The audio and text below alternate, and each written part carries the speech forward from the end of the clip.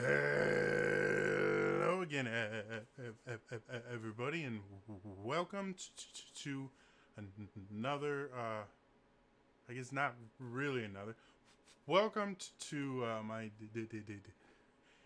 daily December 2019 recap. Um,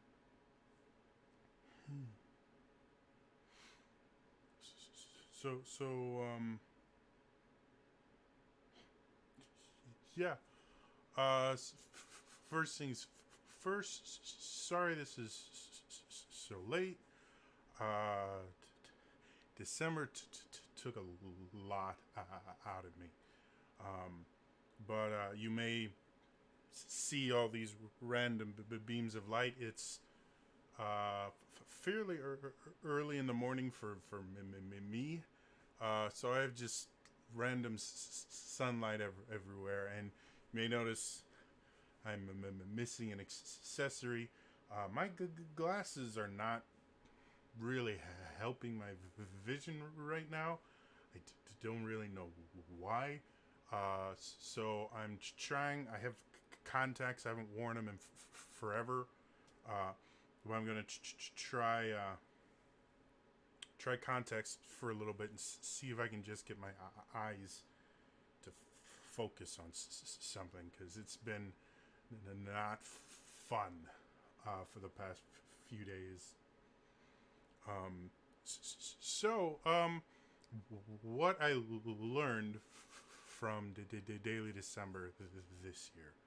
Um, like I said, all throughout the Daily December, each year I do it, I found out something new about myself, about things I like to do on camera. I get new ideas for new shows. Some of them go for a long time. Some of them last a few episodes, but it's always a learning experience. And this year was no different. Um, I I really enjoyed inviting other people to join as well. Um, I didn't really get a lot of people taking me up on that offer, but it was fun nonetheless. Encouraging people and just coming up with ways to inspire people to do this, despite the fact that it didn't really work nearly as well as I'd hoped. So that was fun. I may do more things like that, where I invite people to try vlogging or any of the other things I do, like my like my in-depth D&D guides, or the things like that. I may start doing episodes of that where I just talk about how I break down a class and stuff, just to see if I can get other people to do it as well. Because I originally became a vlogger. Excuse me.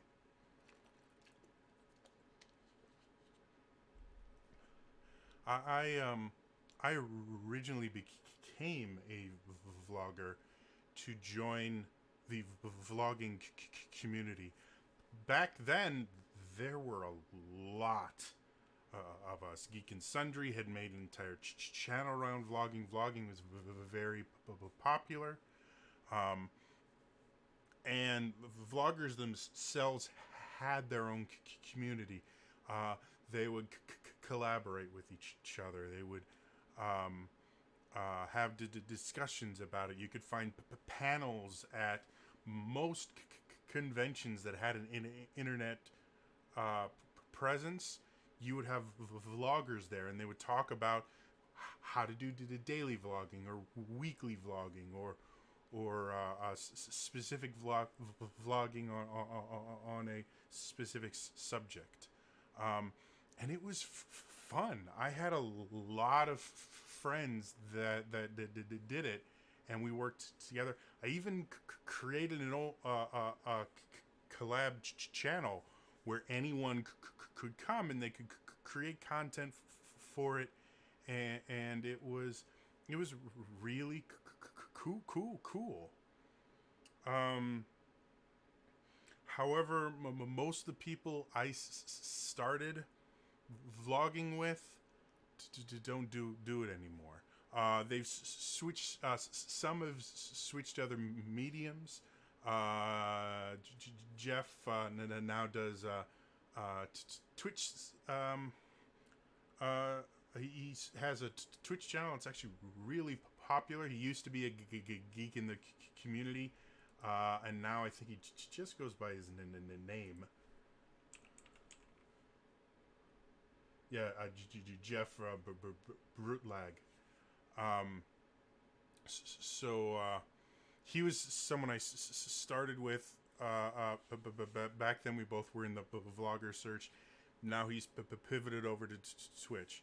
The mighty Jerd now does a podcast with Ryan Day, and he's become a professional actor, which is amazing. Blair has Blair Beveridge was another person that I used to do a lot with. He now does a lot of podcast work. He has a podcast called Harley Human, which is kind of a crime noir style thing that's really creative and fun. And then Elias, probably my closest friend that I still do stuff with today. He had a vlogging show, and now he runs the Twitch channel for Zelda Universe, and he plays in one of my games I run. So I'm the only person I know from my group of friends that's started vlogging that is still doing it and still sticking with YouTube to a point. And it gets kind of lonely. I miss being able to call up people or email and go, hey, you want to do a collab? So getting more people into this would be something I'd be interested in. I'd also like to get big enough to start interacting with other channels that do like D&D or RPG related content. But as of right now, I am still a very, very small channel compared to most of the channels out there. And I don't really see that changing too much. I did the thing where I wanted to try and break 300 subscribers. I got one, so I'm only shy 4. But that was kind of what I was expecting. I've done subscriber pushes before. They're a lot of work, and just because of how small the channel is, I don't tend to see a ton of return on investment on it. And then now with everything that's going on with me, I don't have the ability to make a kind of push like I really should. So I'm happy for the new subscriber, and I'm gonna continue making stuff and hopefully break 300, and then 400, 500, all those things. The other thing is I got a few ideas from the Daily December of the things I'd like to try on the channel. Not sure how well they're going to go, if they're going to last for a single episode, or if they're going to become a series. I don't know. But some of the ideas I've been tossing around. One, reviewing homebrew content on D&D Beyond. That was a ton of fun. I enjoyed, as evil as this makes me sound, I enjoyed ripping apart a class and really kind of going into the framework of what makes a good subclass by kind of showing you all the bad things you could do. And I enjoyed talking about a class, a subclass I liked. Um, so I think that's going to become a little bit more of a regular thing, intermixed with my in-depth D&D guides and my player faves. I think I'm gonna put make a few episodes at least talking about homebrew content. And if it picks up, or if you guys start finding content you want me to review, um, it'll become more regular. A lot of the shows I do, the ones I keep doing, I keep doing because people are interested in them, to be blunt. And if you guys like it and I like it, I'll continue doing it. If it doesn't seem to be catching on, I will probably drop it and stick with the stuff that you guys like. In addition to that, all my content thus far that's RPG related has mostly been targeted at D&D, specifically 5th edition, though I did that little stint into 4th edition that did not go over well. I'd like to start doing stuff in about other systems. Not like the full-blown stuff I do for 5th edition, because to be blunt, I know 5th edition better than any other system. And because of that, it's much easier for me to do deep dives into that. But talking about, like, one of the videos I plan on making relatively soon here is just talking about the advantages and disadvantages of skill-based systems versus class-based systems, and just doing a quick compare and contrast about the things, because I'm currently running I'm running a D&D game, and I've been running D&D games for years, but I'm also currently running a game using Open Legend, which is a classless system. It's a skill-based. Actually, this one a little bit more attribute-based than purely skill-based. But I've been running that system for over 2 years. I think close to 2.5 now. So I know that pretty well. And I collect RPG systems. Whenever a Humble Bundle has an RPG book bundle, I tend to buy it. So I have a Lord of the Rings system. I have the Lancer RPG, which is a mech battle RPG system. I've got I can look here. I have them all in the same place on my computer. I've got a little bit of World of Darkness. I have Tales from the Loop. I've got some Pathfinder stuff. Numenera. I have the evil RPG that almost caused Critical Role to get permanently canceled, which was dumb. But I have the Feast of Legend RPG, which is the one that Wendy's made as a marketing tool and a joke. I've got Warhammer 40k Rogue Trader. Yeah, I mean, I've got tons of these systems, and I'm collecting more because I really enjoy looking into different systems, and so I may start doing like system reviews or just comparisons or really quick dives into other systems in that. Um, just because I find that stuff fun and interesting, and I think you guys would like it too.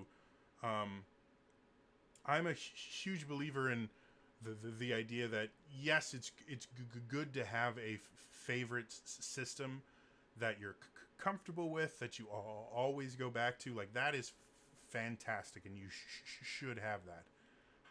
However, once you get really good at an RPG system, I think it's a good idea to venture out and try other systems, if for no other reason than to kind of reinforce what about your chosen system you uh, you want you like. So yeah, those are kind of the ideas I had. Like I said, I've been recovering for the past 10 days and dealing with other stuff, trying to start up a new campaign. Um, so I've been kind of busy. I'm hoping to get kind of back into the swing of things with more content as within this next week. A lot of it will depend on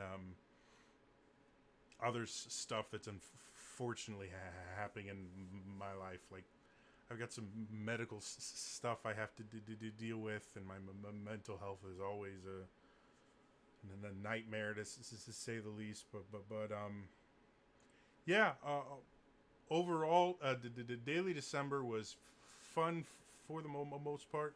Um, I may get back into doing more random vlogging as well. I like vlogging, and as much as I enjoy D&D stuff, every so often it's nice to talk about other things that I enjoy. So we'll see. As far as the channel is concerned now, I am going to make that video talking about class-based systems versus skill or attribute systems or classless systems. So that should be coming within the next week. I'm probably going to do another homebrew review within the next week or two here, and then it's back to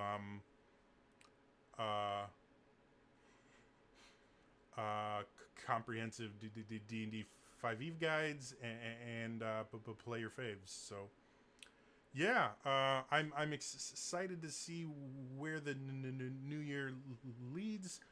I'm excited to see how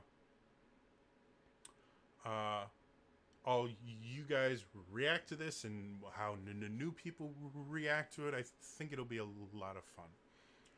The final bit of this is, I don't know, I guess kind of self-indulgent.